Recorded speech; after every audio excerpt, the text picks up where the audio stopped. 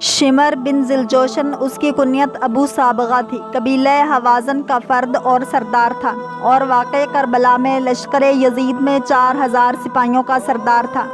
اس کا تعلق عامر بن صعصع کی اولاد سے تھا جو ضباب بن کلاب کے خاندان سے ایک فرد تھا۔ اسی وجہ سے مذکورہ اجداد کی طرف نسبت دیتے ہوئے اسے عامری، ضبابی اور کلابی جیسے ناموں سے بھی پکارا جاتا تھا۔ شمر کی تاریخ پیدائش کے سلسلہ میں صحیح اطلاع حاصل نہیں ہو سکی۔ شمر کے باپ کا نام شرجیل بن عور بن عمرو کے نام سے مشہور تھا۔ اس کا لقب ذیلجوشن پڑنے کی علت یہ بیان کی جاتی ہے کہ عرب میں یہی سب سے پہلا شخص تھا جس نے زرہ اپنے تن پر پہنی اور یہی زرہ اسے بادشاہ ایران نے دی تھی، یا دوسرے قول کے مطابق اسے اس لیے ذیلجوشن کہا جاتا تھا کہ اس کا سینہ کچھ ابھرا ہوا تھا، اور ایک قول یہ بھی ہے کہ اس کا نام جوشن بن ربی تھا۔ ذیلجوشن نے پیغمبر اسلام صلی اللہ علیہ وآلہ وسلم کی خواہش کے مطابق اسلام لانے کو اہمیت نہیں دی تھی، لیکن فتح مکہ کے بعد جب مسلمان مشرکین پر کامیاب ہو گئے تو اسلام لایا۔ شمر کی ماں کو برائی سے یاد کیا جاتا ہے، یہاں تک کہ کہا جاتا ہے کہ بھیڑوں کو ادھر ادھر لاتے لے جاتے چراتے ہوئے گناہ سے آلودہ ہو گئی، اور شمر اسی غیر مشروع طریقے سے ہی اس دنیا میں آیا۔ امام حسین علیہ السلام نے بھی واقع کربلا میں شمر کو بکری چرانے والے کے بیٹے کے نام سے خطاب کیا ہے۔ شمر بن ذیلجوشن ابتدا میں تو امیر المومنین علیہ السلام کا طرفدار تھا۔ اس نے جنگ صفین میں حضرت کی مدد کی تھی اور ادم بن محرز باہلی کے ساتھ لڑائی میں اس کا چہرہ شدت سے مجروح ہوا، لیکن بعد میں حضرت علی علیہ السلام کی طرف سے منہ پھیر لیا، اور حضرت علی علیہ السلام اور آپ کے خاندان کا کینہ اپنے دل میں پروان چڑھا کر دشمن بن گیا۔ شمر نے حجر بن عدی جو حضور اکرم صلی اللہ علیہ وآلہ وسلم کے صحابی اور امیر المومنین حضرت علی علیہ السلام کے خاص انصار تھے، ان کی گرفتاری کے وقت جو سن 51 ہجری میں عمل میں آئی، تو یہی شمر ان لوگوں میں سے تھا جس نے زیاد بن ابی یا سمیہ کے پاس جھوٹی گواہی دی تھی کہ حجر مرتد ہو گئے ہیں اور شہر کو آشوب کی طرف لے جا رہے ہیں۔ حادثہ کربلا میں بھی یہی شہادت امام حسین علیہ السلام کا سبب بنا اور قاتل بنا، چونکہ مسلم بن عقیل سن 60 ہجری میں کوفہ میں قیام کیا، تو یہی ان لوگوں میں سے ایک اہم فرد تھا کہ جسے حاکم کوفہ عبید اللہ بن زیاد کی طرف سے مامور کیا گیا کہ لوگوں کو جناب مسلم کی اطراف سے دور کرے۔ اسی نے جناب مسلم کی باتوں کو فتنہ گری کا نام دیا اور کوفیوں کو شام کے سپاہیوں سے ڈرایا۔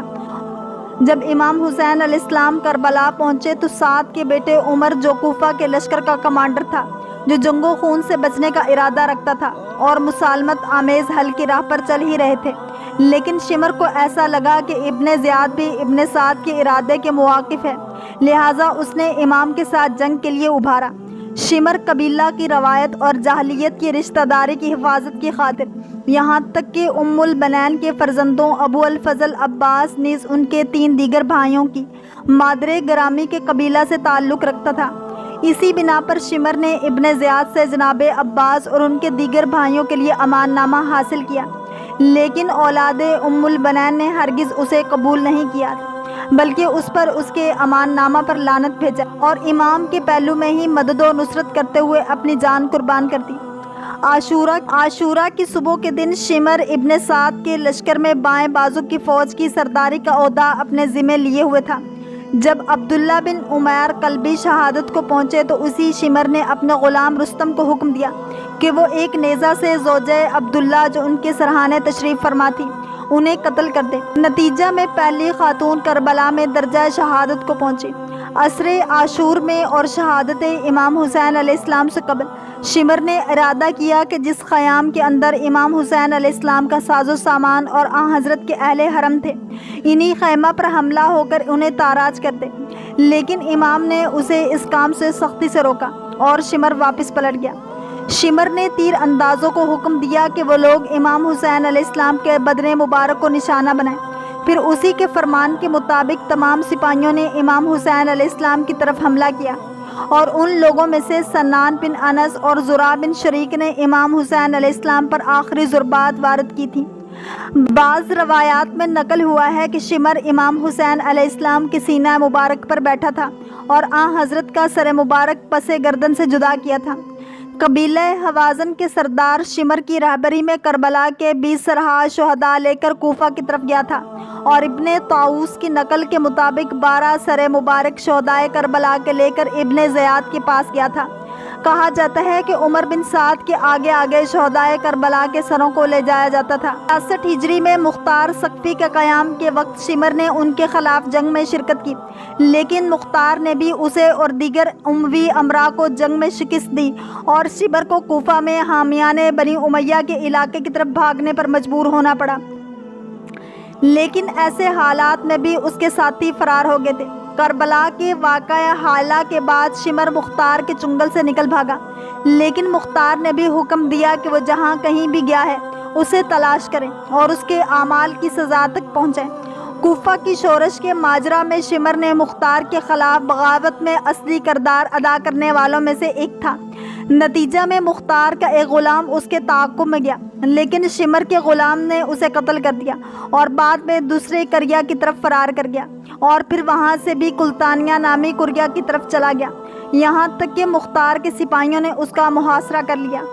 مسلم زبابی، جو شمر کے ہی قبیلہ سے تعلق رکھتا تھا، وہ کہتا ہے ہم فرار کر گئے تھے اور خود اپنے آپ کو بصرہ و کوفہ کے راستے میں ایک مقام سادیدمہ نامی قریہ تک پہنچایا، اور اسی کے قریب کلتانیہ نامی ایک چھوٹی سی بستی جو فرات کے ساحل کے اطراف میں قرار رکھتی ہے، ہم اسی کے پاس ایک ٹیلہ کے کنارے چھپ گئے کہ ایک دیہاتی نے ہماری مخفی جگہ کی مخبری کر دی۔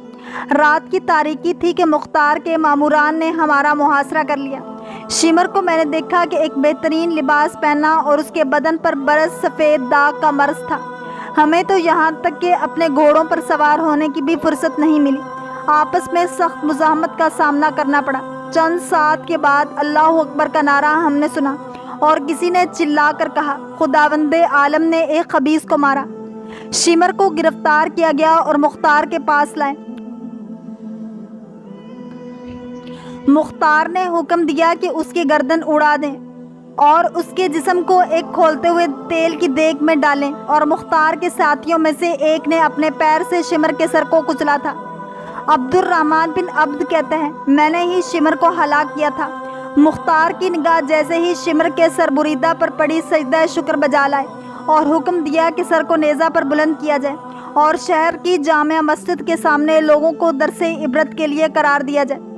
شمر کی تمام ساتھی فرار ہو گئے تھے، خود اسے ہی اتنی فرصت نہیں مل سکی کہ جنگی لباس پہن سکے۔ خود کو ایک بڑے کپڑے میں لپیٹا اور ایک نیزہ کے ساتھ مختار کے سپاہیوں کے سامنے کھڑا ہوا تھا، یہاں تک کہ اسے شکست ہوئی۔ ابو امرا نے شمر کو گرفتار کیا اور مختار کے پاس لایا۔ مختار ثقفی نے اس کے سر کو بدن سے جدا کیا اور اس کے بدن کو کھولتے ہوئے روغن کی ایک دیگ میں ڈالا۔ مختار کے ساتھیوں نے اس کے سر کو پیروں سے کچلا اور پھر اس کا سر محمد بن حنفیہ کے پاس بھیجا تاکہ ان کی تسکین کا سبب بن جائے۔ امام حسین علیہ السلام نے روز عاشور شمر سے کہا رسول خدا صلی اللہ علیہ وسلم نے سچ فرمایا کہ گویا مجھے سفید و سیاہ کتا نظر آ رہا ہے کہ میری اہل بیت علیہ السلام کا خون پی رہا ہے۔ زیارت عاشورہ میں شمر کو لعنت و نفرین کے ساتھ ذکر کیا گیا ہے۔ شمر ابتدا میں تو امام علی علیہ السلام کے انصار میں سے تھا، لیکن بعد میں امام علیہ السلام اور اہل بیت علیہ السلام کی کینہ پروری کر کے دشمنوں کے زمرہ میں شامل ہو گیا۔ اللہ کریم ہم سب کو دین اسلام کی پیروی کرنے والا اور عشق مصطفیٰ صلی اللہ علیہ وآلہ وسلم نصیب فرمائے۔ اگر آپ کو یہ ویڈیو پسند آئی ہے تو لائک، شیئر اور سبسکرائب کرنا مت بھولیے تاکہ ایسے ہی اسلامک انفارمیٹیو ویڈیوز آپ تک پہنچتی رہیں۔